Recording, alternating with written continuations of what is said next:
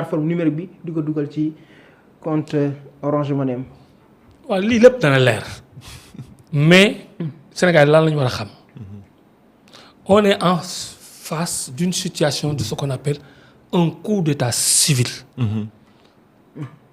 organisé comme ni ñu organisé woon le coup d'état civil qui a fait tomber Ablaye Wade qui utilisait ay société civile ay sponsors yéen a ngi fàttaliku bi ñuy daane Ablaye Wade ndom si yàlla si yàlla ko yàlla yërëm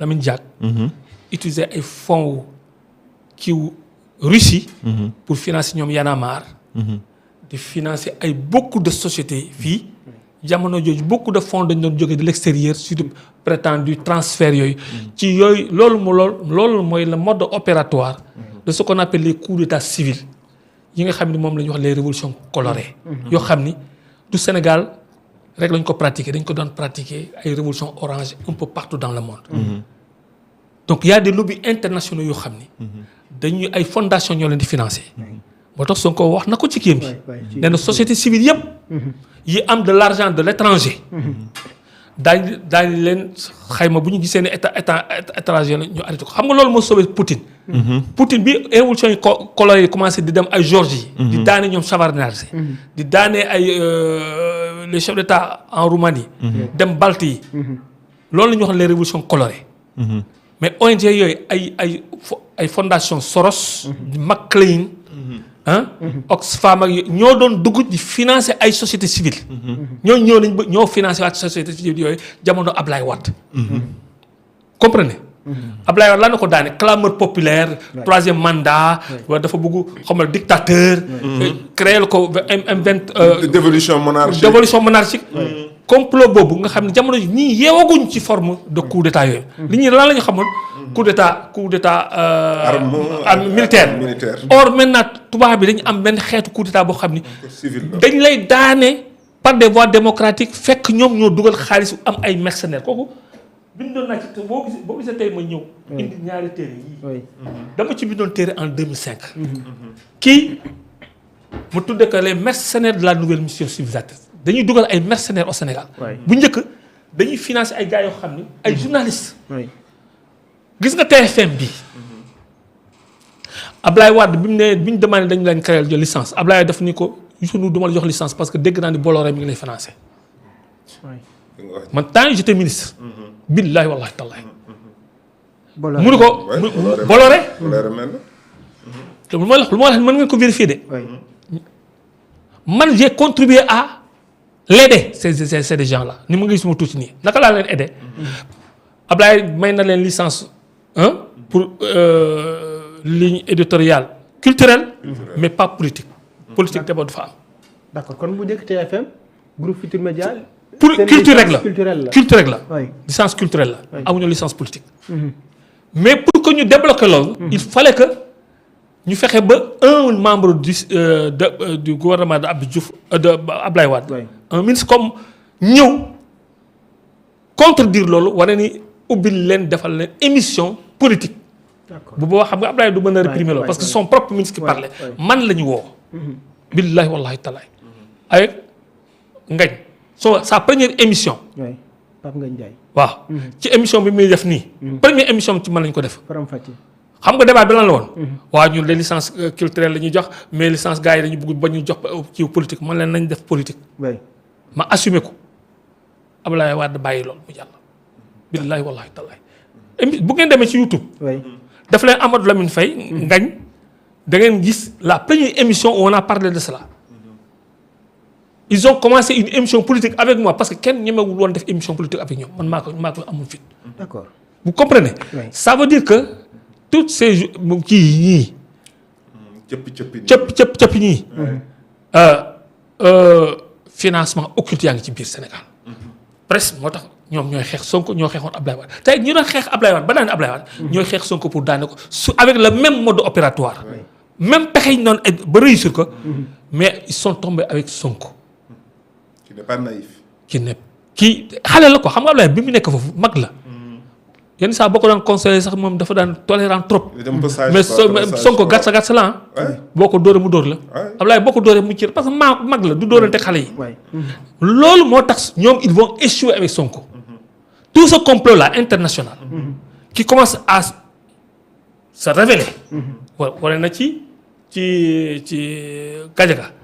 Gadiaga dafa génn rek gars yi ci wut def ni combat bi agsi na à un point boo xam ni su Gadiaga daanoo. Sonko rey toute l'opposition ak le sponsor. moo tax ñoom ñëpp jógandoo. tey ji boo gisee la gauche jóg nañ. gauche caviar. les ONG ñëpp jóg nañ ñii daan wuloon wax sax ñu ngi wax. ba Karim Wade jóg nañ ça veut dire que sur le plan national international. gis nga Barthélemy dem na France 24. ñu interviewé ko. ils sont commencé à discréditer Sonko. léegi xam nga ñoom lan mooy seen espoir. mooy utiliser Diomaye. contre Sonko. et ils espèrent même faire de Diomaye le candidat de l'opposition. parce que ñoom ils n'ont pas de candidat. pour te dire à quel point est pernicieux le projet et le complot. moo tax man ma dugg ci. parce que ni ma seetaanee ba am jafe-jafe. ba j'ai pas pu sauver Ablaye Wade parce que livre bi moo tax ma bindoon ko pour sauver ko. c'est pas pour le sauver. avec Sonko il faut le sauver. et j'ai sorti benn vidéo ni avec le rabat d'arrêt bi nga xam ne tey jii am na ay magistrats yoo xam ne taxaw nañu.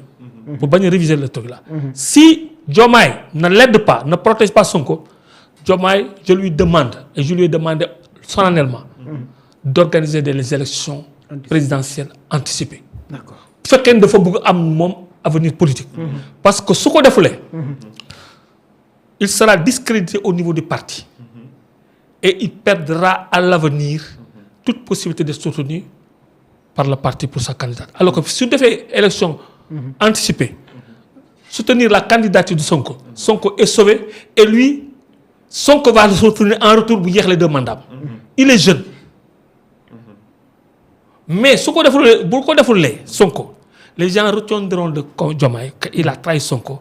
et il sera effacé lui-même effacement boobu ma lay wax nii dafay dal ci kawam. D'accord. c'est sûr. c'est très sûr li ma lay wax nii. moo tax tey jii tu vas voir cette bataille là c'est pas une bataille lu tuuti c'est la plus grande bataille. parce que c'est la bataille du ce qu'on appelle le basculement. on est arrivé au point de basculement. où le projet day jàll. le système bi daanu. Sonko déroulé parce que xam nañu tey jii le programme du projet commence à donner ses résultats parce que projet bi ñetti topic la am. redressement la war a commencer. parce que dañu fi fekk yàqal boo xam ni mooy endettement bi ak déficit bi loolu redressement nga mën def. boo defee redressement ba pare da nga war a impulser. projet bi boo koy impulser lancer ko. boo ko lancer ba pare mooy lan mooy nga promouvoir que mu atteindre ses objectifs. léegi comme que dans le redressement résultat yaa ngi génn Sonko mi ngi am ay financement innovant n'est-ce pas d'industrialisation ouest africaine avec les Chinois et autres. ñu loolu gis nañu bu ñu ko arrêté wul tout de suite attaquer Sonko de près. ba dëkk bi am chaos parce que l'impérialisme qui veut soutenir le système.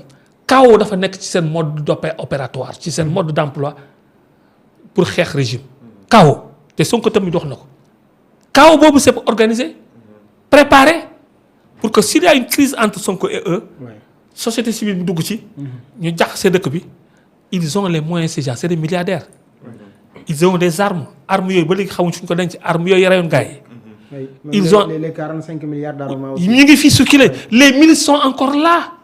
ñi doon gars yi di tirer kenn dafa leen arrêté. ñu ngi fi. ça veut dire que le chaos est possible. et ils peuvent l'activer. donc la situation du Sénégal est en danger. aujourd'hui ne tout le peuple sénégalais dañu jóg parce que ñoom it jóg nañu. Sonko loolu la gis. man bi ma koy wax. j'ai eu mal j'ai dit que nelawuma mais bi Sonko waxee ci conseil national bi. j'ai pleuré. billahi man nag aw ma